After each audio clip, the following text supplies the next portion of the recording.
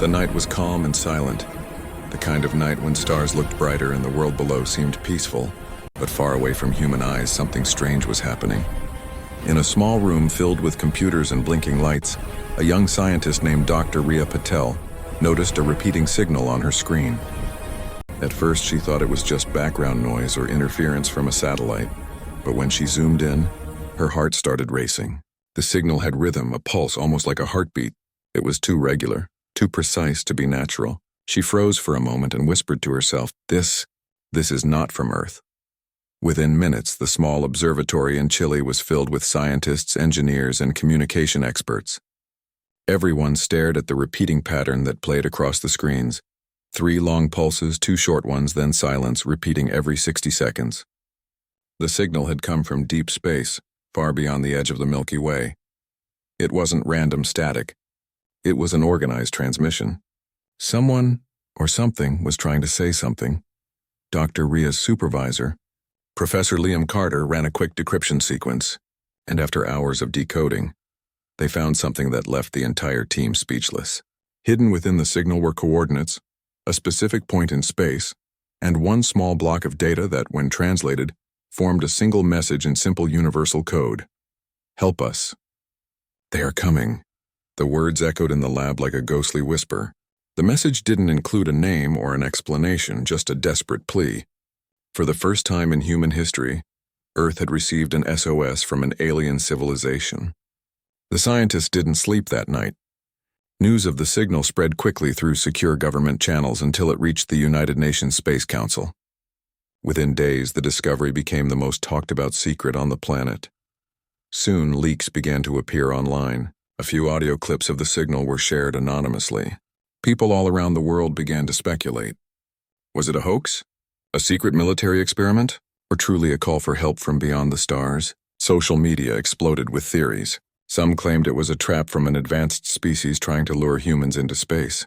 Others believed it was a once-in-a-lifetime chance to make contact with intelligent life. The world suddenly felt smaller and more connected, as if humanity stood at the edge of something extraordinary and terrifying at the same time. Governments held emergency meetings. The United States, China, Russia, India, and the European Union formed a joint investigation task force to study the signal. They called it Project Echo. The best minds on Earth worked day and night to analyze the data. Astrophysicists mapped the coordinates and realized the message came from a region near the Triangulum Galaxy, roughly 3 million light-years away, impossibly far. Yet the clarity of the transmission suggested advanced technology far beyond human capability. Some scientists were skeptical. They argued that even if the message was real, traveling that far was impossible. Humanity didn't yet have ships capable of reaching even the nearest star. Others, however, believed that the aliens might be closer than the coordinates suggested, perhaps using relay beacons to transmit the message faster than light. Every new discovery only raised more questions. In the middle of this chaos, the world felt a strange unity. People who never cared about space suddenly looked at the stars with wonder and fear. Schools taught lessons about alien life. News anchors spoke about the message every night. For the first time in history, all humans shared the same curiosity, the same question. Who were the senders of that desperate call for help? Days turned into weeks. Then something happened that made the situation even more serious. A second signal arrived. This time, the message was weaker, fragmented, as if sent in a hurry. It repeated the same plea, "Help us. They are coming." But there was also an image, pixelated and blurry, showing what looked like a planet burning. Dark shapes hovered above it like massive ships blocking the sky. The scene was terrifying. The aliens weren't just calling for help. They were being attacked. Panic and debate spread again among world leaders. Should humanity respond? Could they even help? Or would responding risk bringing the danger directly to Earth? Some argued that humans should stay silent. If one alien race was being hunted, maybe it was better not to get involved. Others, more hopeful, said that if another intelligent species was in danger, humanity had a moral duty to help. Dr. Riya Patel was invited to present her findings before the United Nations Council. She stood before hundreds of leaders, her voice calm but filled with emotion. "They are alive," she said. "Someone out there is crying for help, just as we would if Earth were under attack. We can ignore it, or we can prove that humanity stands for something greater than fear. Her words moved many people in the room. After days of debate, a decision was made. Humanity would send a response. The message was short and simple. We hear you. Help is coming. It was sent through every available communication array on Earth, amplified and directed toward the coordinates. Whether it would reach them was uncertain, but the act itself changed everything. Humanity had spoken to the stars. The announcement of the response broke global secrecy. News channels around the world reported the historic event. Crowds gathered in streets, some cheering with hope, others protesting in fear. Religious leaders called it a sign from God. Scientists called it the dawn of a new age. The world was divided, yet strangely united under the same sky. Over the next few months, nations began pooling their resources for a possible mission. The idea seemed impossible, yet engineers started working on prototypes of faster ships powered by experimental drives that could push beyond known limits. It was the greatest collaboration in human history. Every country, big or small, contributed something: technology, manpower, or raw materials. Humanity was preparing not for war, but for rescue. But not everyone agreed with the mission. Some groups claimed the signal was a trick meant to lure humans into a trap. Conspiracy theories spread that the message had come from a hostile species planning to invade Earth. Fear led to protests, and a few riots even broke out in major cities. Still, despite the chaos, the work continued. The hope of helping another world was stronger than the fear of the unknown. In a quiet corner of the observatory, Dr. Rhea often sat alone, listening to the faint echo of the alien transmission. Sometimes she thought about what those beings might look like. Were they peaceful, wise, and fragile like humans? Or something entirely different? She didn't know. But one thing she believed with all her heart: if humanity could reach out to them, it would change everything. As the months passed, the signal began to fade. The once clear transmission grew weaker until it became nothing more than faint noise in the cosmic background. Many feared that the senders were already gone, but Rhea refused to lose hope. They called for help, she said softly to her team. Maybe it's not too late to answer. The story of the alien SOS spread across generations, inspiring millions. Children drew pictures of spaceships racing to distant stars. Scientists dreamed of breaking the limits of light. The night sky no longer felt silent, it felt alive, filled with voices waiting to be heard. And somewhere out there, in the cold darkness of the universe, a dying world waited, hoping that their message had reached someone, anyone, who cared enough to listen. The people of Earth didn't yet know it, but their choice to respond would soon bring them face to face with beings from another world, and test the very meaning of humanity itself. After the message, "Help us, they are coming," reached Earth, the world changed forever. Governments could no longer hide the truth. Humanity was not alone. The signal had been real, and the second transmission with images of a burning planet made it impossible to ignore. The Earth stood at a crossroads. Would they take the risk and respond with action, or would they stay silent and watch another world die? The question tore through every level of society, from presidents and generals to ordinary citizens staring up at the stars. Meetings were held in every major country. Scientists, military officials, and leaders argued for days. Some wanted to prepare defenses, fearing that whatever attacked the aliens could come for Earth next. Others said humanity must send help no matter the cost. The discussions were fierce. Many were afraid of repeating old mistakes and wars, greed, division. But this time the stakes were higher than ever before. For once, humans weren't fighting each other.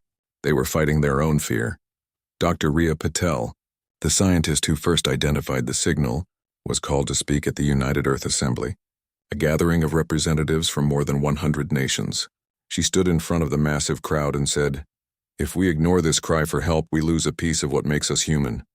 They reached out to us because they believed someone out there would listen. If we don't respond, what does that say about us?"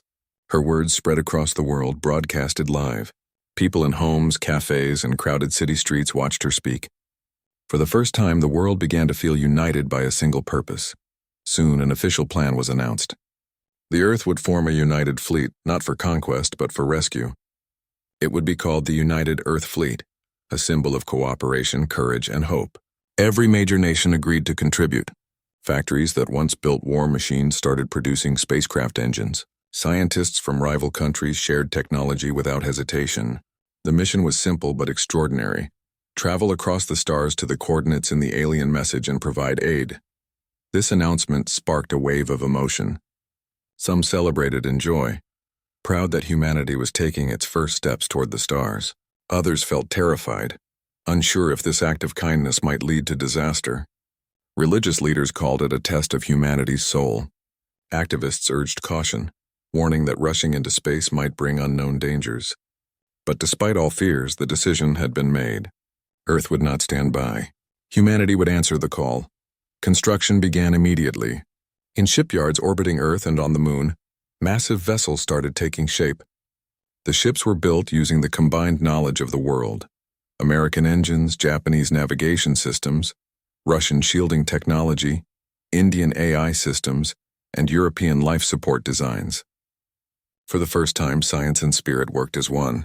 Engineers called it Project Dawn, the largest ship. The flagship of the fleet was named Hope 1. It would lead the mission, carrying diplomats, soldiers, scientists, and medical teams. Volunteers signed up by the thousands. Pilots who once flew fighter jets, engineers, doctors, and even ordinary workers came forward, wanting to be part of history. Each of them knew the risks. The journey would be long and dangerous, perhaps one way, but they didn't care. The thought of saving another civilization was stronger than the fear of death. Dr. Riya Patel joined as a communication officer, her heart full of both excitement and fear. She knew this mission wasn't just about helping aliens. It was about proving that humanity could rise above its past. Meanwhile, Commander Elias Ward, a decorated space officer known for his calm leadership, was chosen to lead the fleet. He was a man who believed in action more than words. "If someone is crying for help," he said during his first address, "then we answer. That's what it means to be human." His speech became legendary. The fleet soon grew to include dozens of ships. There were massive cargo vessels carrying supplies, sleek fighter escorts for protection, and research ships equipped with advanced scanners. Every ship had the same emblem, a blue and white circle representing Earth surrounded by stars. It became a symbol of hope, worn proudly on uniforms across the globe. But not everyone supported the mission. A group of powerful politicians and military leaders believed it was too risky. They argued that sending such a large fleet into unknown space would weaken Earth's defenses. Some even believed the message could be a trick by hostile aliens preparing to attack. Rumors of sabotage spread. A few factories were mysteriously destroyed and communication networks were hacked. It was clear that fear was trying to fight hope once again. Despite these obstacles, the work continued. Ordinary people began donating money, materials, and even their time. Artists painted murals of stars and ships. Children wrote letters to the crew members wishing them luck, and scientists shared their latest discoveries online for free. Humanity had never been this united. The world that once divided itself by borders now looked up at the same sky and dreamed the same dream: to help those in need. Months passed, and the fleet was finally ready. In orbit around the moon, the colossal ships floated in formation, their metallic surfaces shining under the sunlight. Crews trained nonstop. They learned new languages, practiced emergency drills, and studied alien biology just in case they would need to treat the wounded. Every person aboard carried the weight of an entire species' hope. On Earth, people gathered in millions to watch the live launch. Streets were filled with crowds, eyes glued to giant screens. In every city, from New York to Tokyo to Karachi, people held their breath as the countdown began. 5, 4, 3, 2, 1, and then the sky erupted in light. The engines roared like thunder as the ships rose, breaking through the clouds. Children waved flags, parents cried, and strangers hugged each other. It wasn't just a launch. It was the beginning of a new era. But before the ships disappeared into the dark, Commander Elias's final broadcast echoed across the planet. His voice was calm yet powerful. "This is not a mission of war," he said. "This is a mission of compassion. Wherever they are, whoever they are, they ask for help, and humanity is coming." As the ships moved away from Earth, silence fell over the crowd. People stared at the small dots of light until they vanished into the night. They didn't know if they would ever see them again.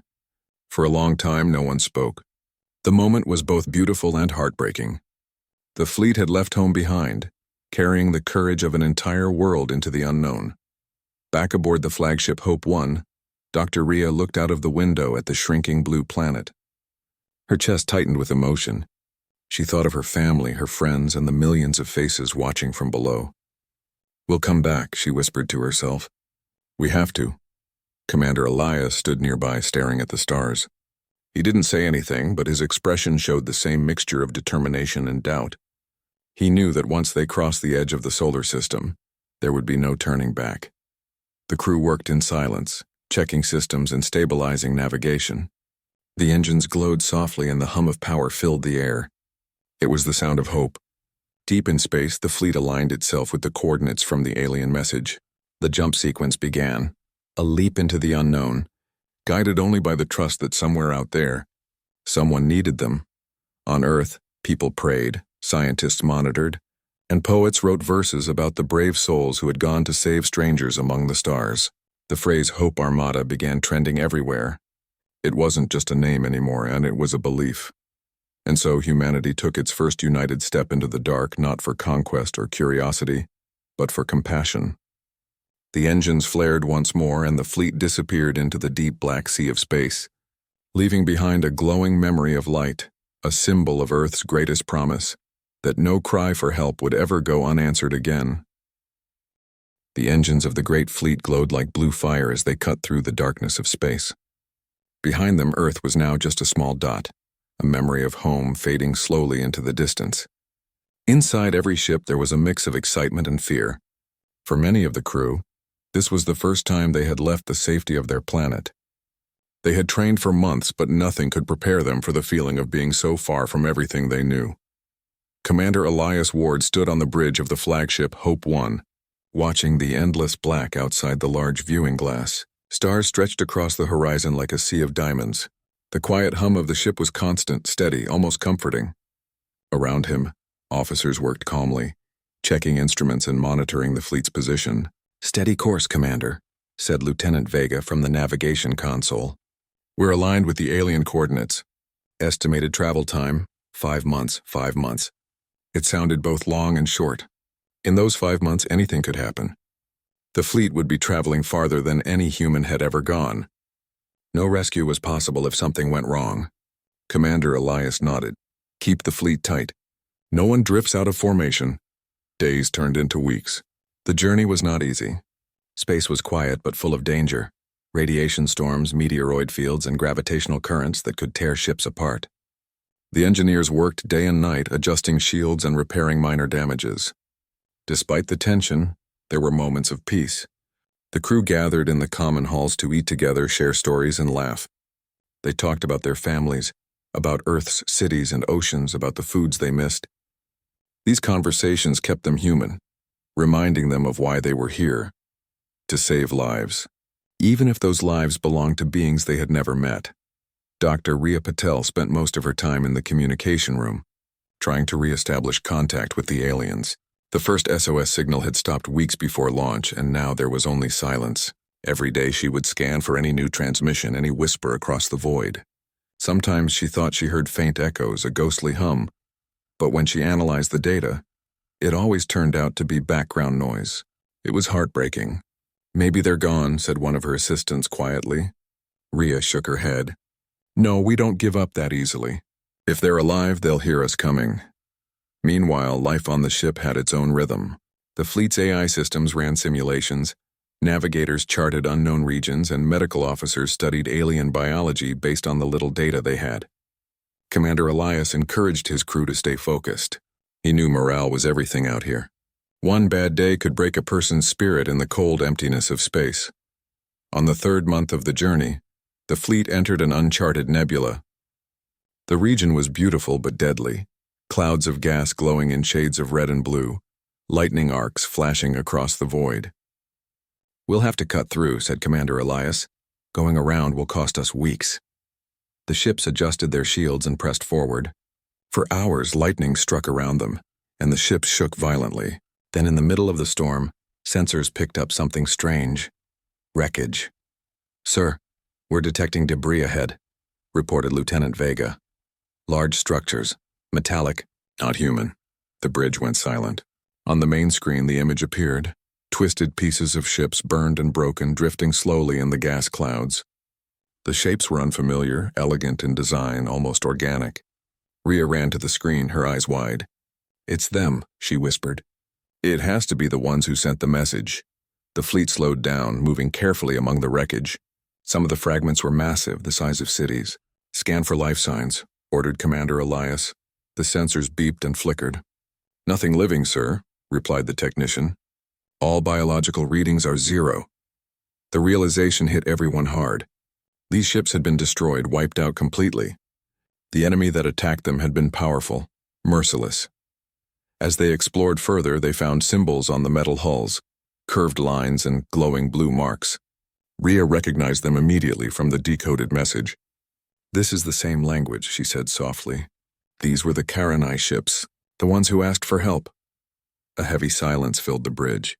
The fleet was too late to save them, or at least too late to save these ones. But maybe there were others still alive. Commander Elias clenched his fist. "We move on. We keep going to the source. There might still be survivors." The discovery of the wreckage changed the mood of the fleet. What had once been a mission of hope now felt like a rescue operation in a graveyard. Pilots looked out of their windows and saw the remains of alien ships drifting by like ghosts. Mechanics who once laughed now worked in silence. Even the most optimistic crew members couldn't help but wonder if they were chasing a message from the dead. One night, as Rhea sat alone in the communication room, she heard something. It was faint, a broken signal buried deep in static. Her heart jumped. "Commander, I have something!" she shouted. Within minutes, Elias and his officers were in the room. The sound was weak but real. After cleaning the noise, the message became clearer. It was the same alien voice, distorted and trembling. Only a few words could be understood. "We are alive. Please, hurry!" The room went silent. Everyone exchanged looks of disbelief and hope. "They're alive," whispered Rhea, tears in her eyes. "At least some of them." Commander Elias turned to the navigation officer. "Plot a direct course to the source of that signal. We're going all in." The fleet adjusted its route, engines blazing brighter than ever. They were no longer just exploring. They were racing against time.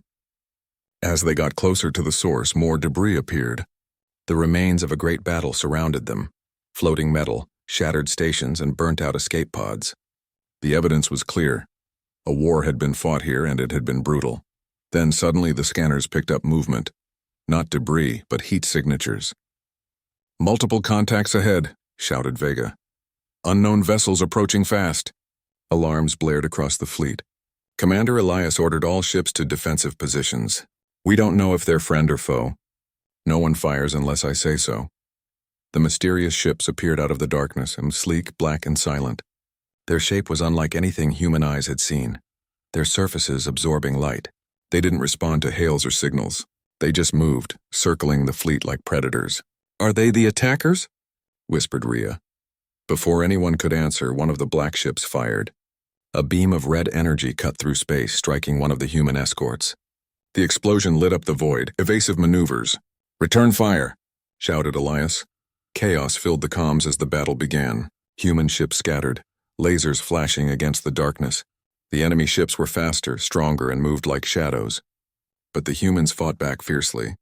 Years of training and cooperation paid off. Pilots flew in perfect coordination, protecting the larger vessels. The battle raged for hours, the sky filled with fire. In the middle of the fight, Rhea's console flashed again. The alien signal was stronger. "They're near," she yelled. "The survivors are near this system." Elias made a quick decision.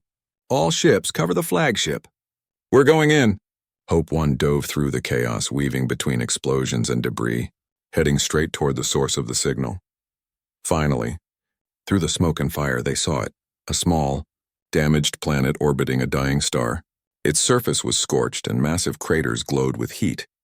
"That's where the signal is coming from," said Rhea. "They're down there."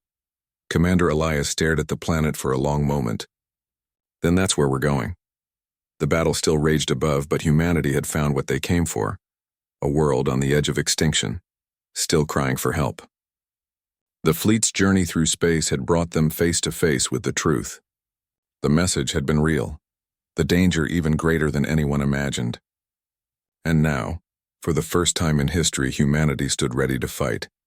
not for themselves, but for another world's survival. The planet below was dying. From orbit, the human fleet could see flames stretching across continents, thick clouds of smoke rising into space, and massive craters glowing like wounds. The surface was broken, lifeless in many places, but somewhere under all that destruction, the alien survivors, the Karanai, were still alive. The communication team confirmed it. A faint signal kept pulsing from deep beneath the surface, hidden under layers of rock. The message was short, almost desperate. "We are here, hurry." Commander Elias Ward stood on the bridge of Hope 1, staring at the planet on the main screen.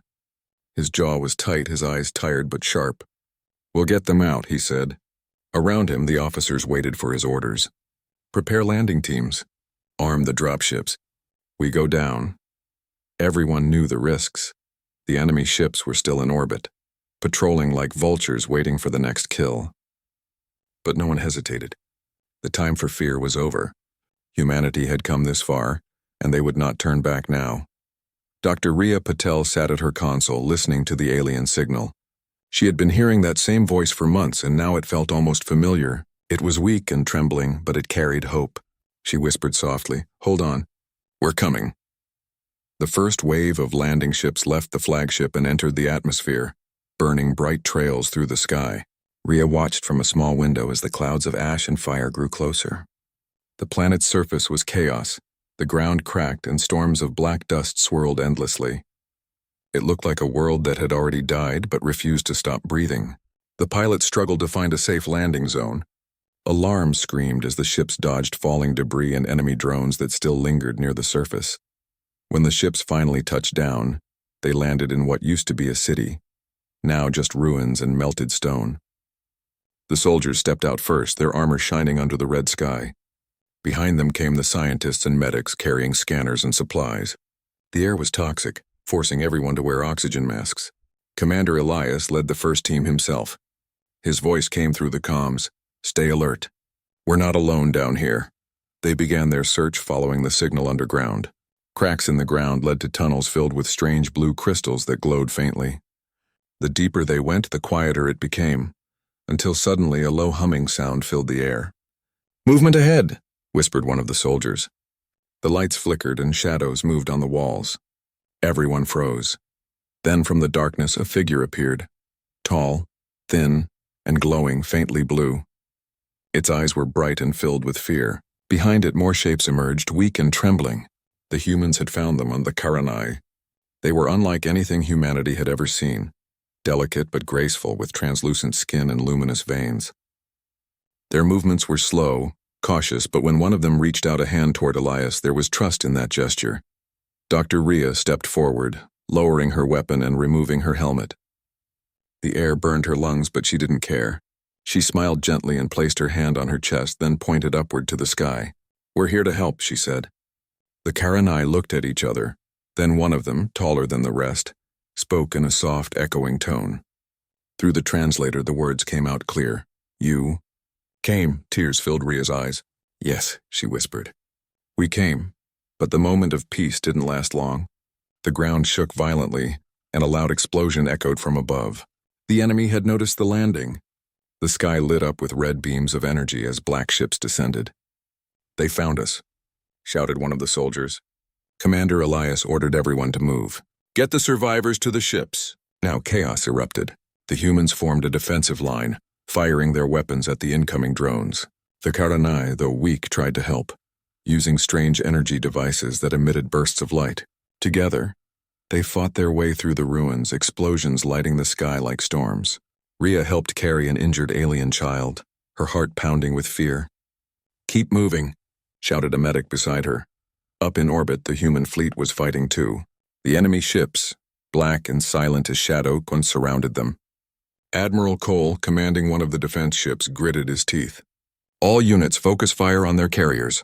Protect the planet at all costs." Space turned into a battlefield of light. Missiles streaked through the void and explosions painted the darkness red. Human pilots flew with incredible courage, weaving between enemy fire, sacrificing themselves to protect others. On the ground, things grew worse. The evacuation ships were being destroyed before they could lift off. Commander Elias made a decision. He would stay behind with a small team to cover the retreat. "You're not staying here," Rhea shouted at him over the comm. "You'll die!" Elias smiled faintly. "Someone has to make sure they get out. That's my job." His voice was calm, steady, filled with resolve. "Get those people to the fleet, Doctor." "That's yours." It was a goodbye without words. Rhea didn't have time to argue. She and the others led the Karanai survivors through the collapsing tunnels. Above them, the sky was burning. One by one, the evacuation ships took off, carrying the aliens to safety. But as the last ship lifted, Rhea looked back and saw Elias still on the ground, his armor covered in dust, firing his weapon at a swarm of enemy drones. His voice came through the radio one last time. "Tell them." Humanity kept its promise. Then the signal cut out. The explosion that followed shook the ground and lit up the horizon. When Rhea reached orbit, her hands were shaking. She refused to believe he was gone, but deep down she knew. Around her, the surviving ships regrouped, many damaged, some barely functional. The Karanai survivors were silent, their glowing eyes filled with grief. But they also looked at the humans with awe and gratitude. They had been saved, and at a terrible cost. The battle in space still raged. The enemy fleet was massive, but the humans fought with everything they had. Then, a brilliant explosion appeared on the radar. The enemy's main carrier had been destroyed. Admiral Cole's voice echoed through the comms. That was Commander Ward's last act. He took their flagship with him.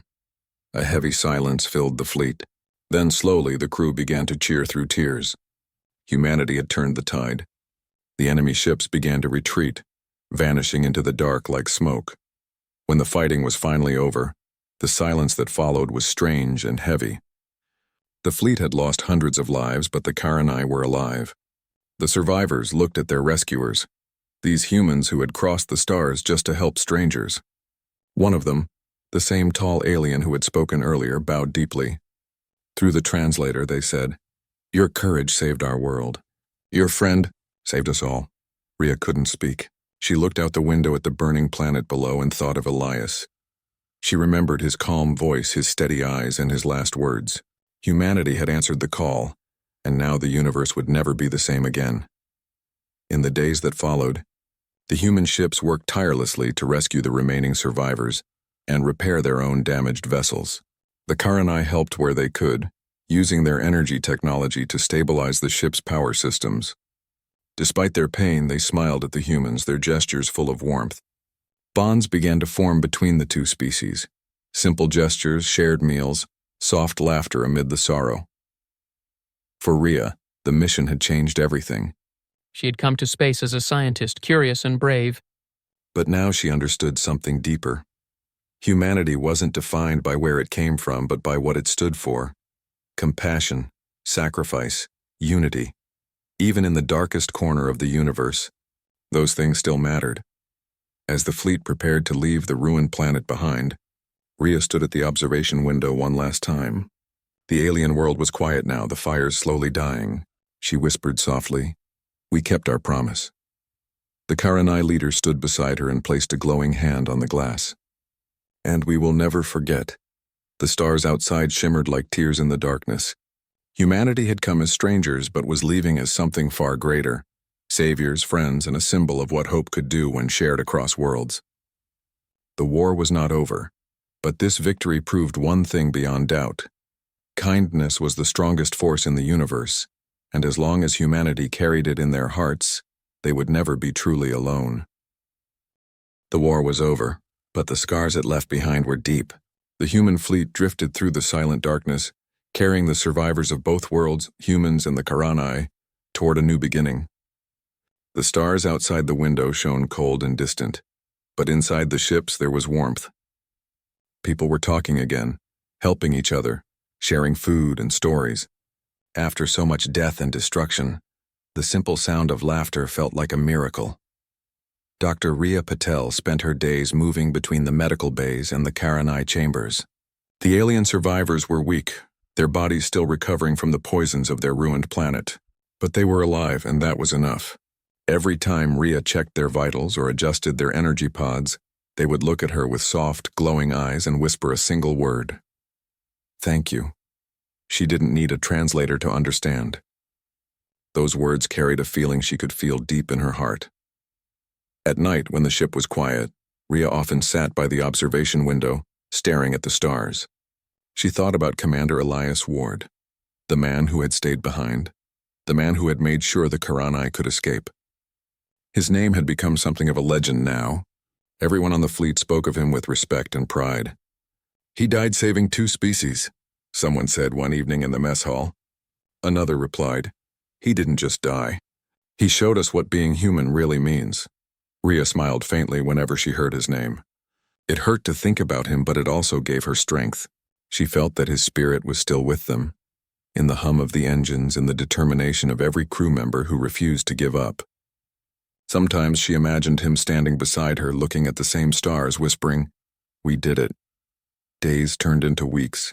The Karanai began to recover, their energy returning little by little. They were beautiful when they stood in the light, their skin glowing like moonlight, their voices soft and melodic. They started to communicate more with the human crew, learning English quickly. One of them, the tall Karanai leader named Sorel, became a close friend to Rhea. Sorel often visited her in the lab, curious about human technology and culture. "Your kind fights with such fire," Sorel said once. "Even when all seems lost, you rise again," Rhea smiled. "It's what we do," she replied. "We fight, we fall, and then we get up again." Sorel nodded slowly. "That is a gift few species have. When our world fell, we thought it was the end. But then you came. You brought hope back to us." Rhea looked down. "We just answered your call." Anyone would have done the same. Sorel placed a glowing hand over her heart. "No," he said softly. "Not anyone. Only those who carry light in their hearts." Those words stayed with Rhea for a long time.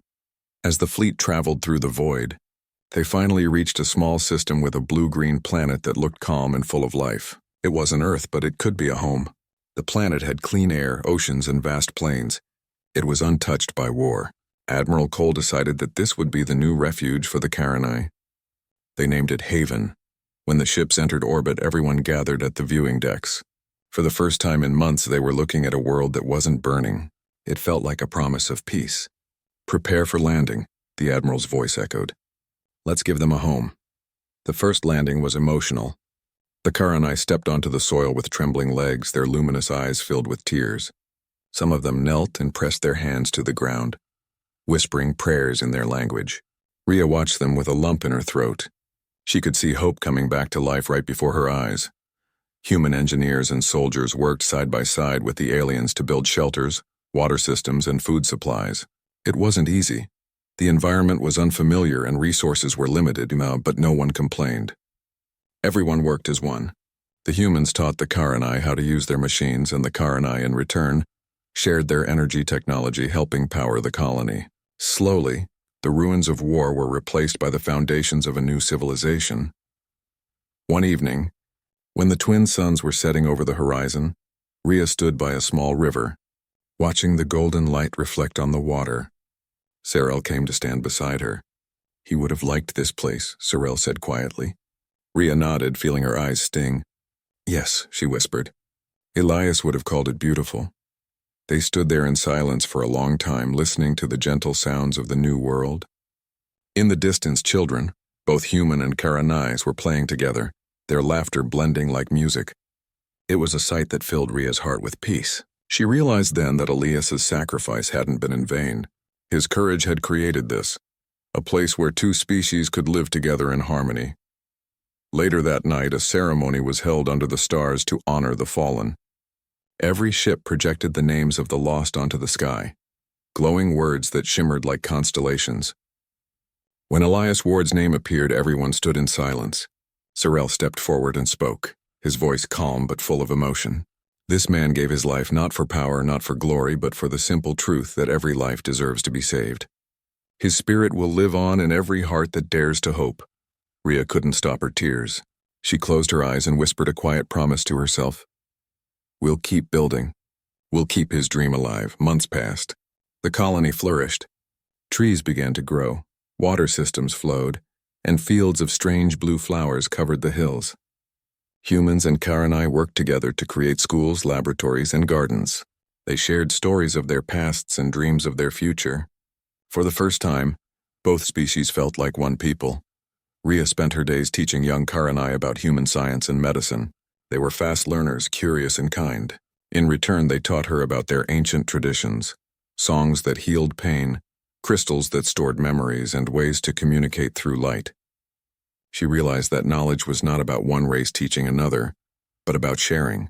They were learning from each other, growing together. One morning, while exploring the nearby cliffs, Rhea found a small, glowing crystal embedded in the rock. When she touched it, it emitted a soft hum. Sorel explained that these crystals were living memory stones.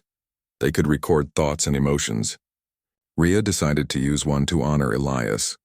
She placed the crystal in the center of the colony, under a simple metal plaque that read, "To Commander Elias Ward, who showed the universe what humanity means." Whenever someone touched the crystal, it glowed faintly and played a faint recording, Rhea's voice saying, "He kept his promise." It became a sacred place for both humans and Karanai. People came there to remember, to find courage, or just to sit quietly. Years later, when new human ships came from Earth to check on the colony, they were amazed by what they found in a thriving, peaceful civilization where humans and aliens lived as one. They had built something beautiful out of tragedy.